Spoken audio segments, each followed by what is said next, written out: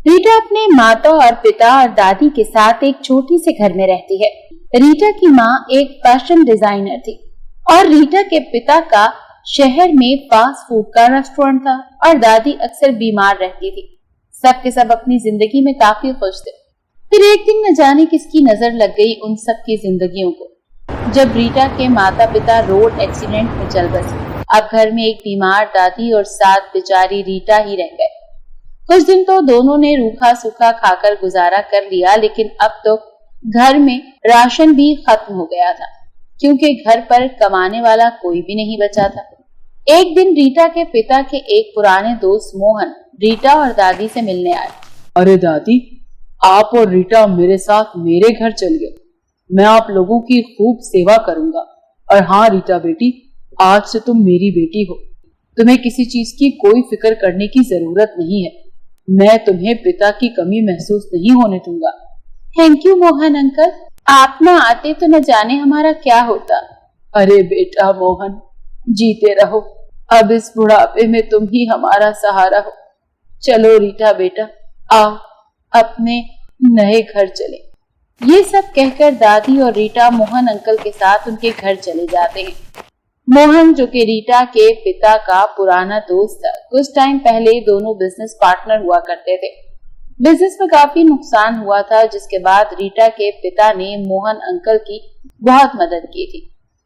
उनको गाड़ी, बंगला और नया बिजनेस सब कुछ सेटअप करके दिया था। लेकिन अब मोहन के दिमाग में कुछ और ही चल रहा था।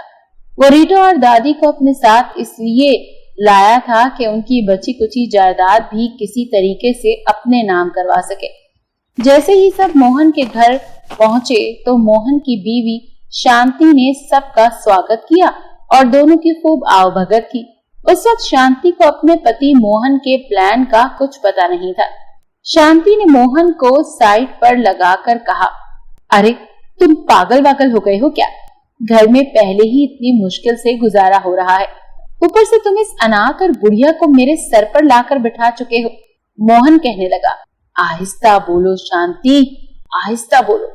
मैं इन दोनों को यहाँ एक प्लान के तहत लेकर आया हूँ। अब तो इस दुनिया में इनका आगे पीछे कोई नहीं है, लेकिन रीटा के पिता बहुत जमीन और बिजनेस छोड़कर गए हैं और मेरा प्लान है कि किसी तरीके से वो सब अपने नाम करवा लूं। तुम बस कुछ दिन तक इनकी सेवा करो। जैसे ही हमारा काम हो जाएगा, इन दोनों को धक्के मारकर घर से निकाल देंगे। 2-3 दिन तो शांति ने खूब सेवा की दोनों की। एक दिन मोहन घर आया तो उसके हाथ में कुछ पेपर्स थे।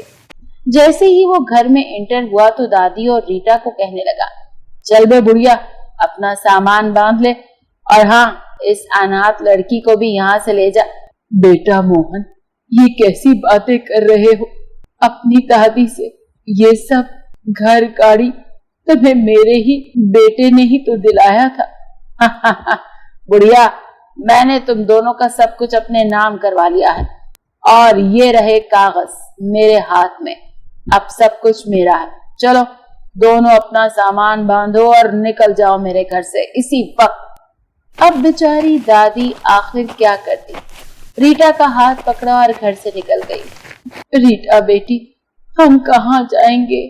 अब तो हमारा कोई ठिकाना भी नहीं रहा। फिक्र मत करो दादी, सब ठीक हो जाएगा। बहुत देर तक चलने के बाद जब कोई ठिकाना ना मिला तो दोनों एक पेड़ के नीचे आकर बैठ गए। अब ये दोनों का ठिकाना था। बारिश, आंधी, धूप, हर तरह का मौसम आता रहा और दोनों बेचारे उस दरख्त के नीचे बैठे रहे। एक दिन जब खाने के लिए कुछ नहीं था तो रीटा ने दादी से कहा, दादी आप यहाँ इंतजार करें, मैं खाने का कुछ बंदोबस्त करके आती हूँ।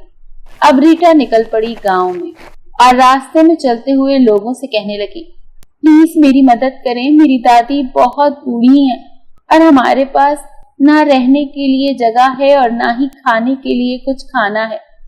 रीटा काफी देर तक लोगों से मदद मांगती रही, लेकिन किसी ने उसकी बात न सुनी।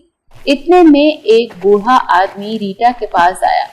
दिखने में तो वो आदमी बहुत बूढ़ा और गरीब लग रहा था, लेकिन उसने रीटा से कहा, ले बेटी, ये थोड़ा सा खाना मेरा बच गया है, ये खा ले। उस आदमी ने रीटा को खाना दिया और रीटा वो खाना लेकर चली गई। अब रोज ऐसा ही होने लगा। वो आदमी रीटा को खाना देता और रीटा उसे लेकर चली जाती।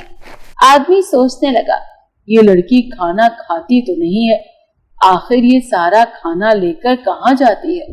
अगले दिन जब उस आदमी ने रीटा को खाना दिया तो चुप करके उसका पीछा करने लगा। रीटा अपने पेड़ के पास पहुंच गई जहां उसकी दादी इंतजार कर रही थी और रीटा ने सारा खाना दादी को दे दिया। ये सब देखकर बूढ़े आदमी की आंखों में आंसू आ गए और वो एकदम से रीटा और दादी के सामने आ गया। बाबा जी, आप यहाँ कैसे? अरे बेटी, मैं तेरा पीछा करते करते यहाँ तक पहुंचा हूँ। तूने अपनी दादी को बहुत अच्छे से ख्याल रखा है, इसलिए मैं तुझे एक इनाम देना चाहता हूँ। इतना कहते ही बाबा जी ने एक पर्स निकाला जो कि चमक रहा था। ये ले बेटी, ये एक जादुई पर्स है, तू इससे जो भी मांगेगी तुझे लाकर देगा। रीटा और दादी बहुत हैरान हो गए और साथ ही साथ बहुत खुश भी। जादुई पर्स, मेरी दादी के लिए थोड़े पैसे दे दो। अरे थोड़े? हा हा हा, मैं जादुई पर्स हूँ, जितने पैसे मांगोगी मिल जाएंगे। अच्छा, अगर ऐसी बात है तो फिर ढेर सारे पैसे अभी के अभी दे दो। इतना कहते ही जादुई पर्स से बहुत सारे पैसे गिरने लगे। ये देखकर दादी और रीटा तो जैसे चौंक ही गई। अरे रीटा बेटी, लगता है कि हमारे अच्छे दिन शुरू हो गए हैं। फिर रीटा ने पर्स की मदद से अपने लिए घर, गाड़ी, पैसे और एक अच्छा बिजनेस सब कुछ बना लिया और यूं रीटा अपनी दादी के साथ खुशी खुशी रहने लगी।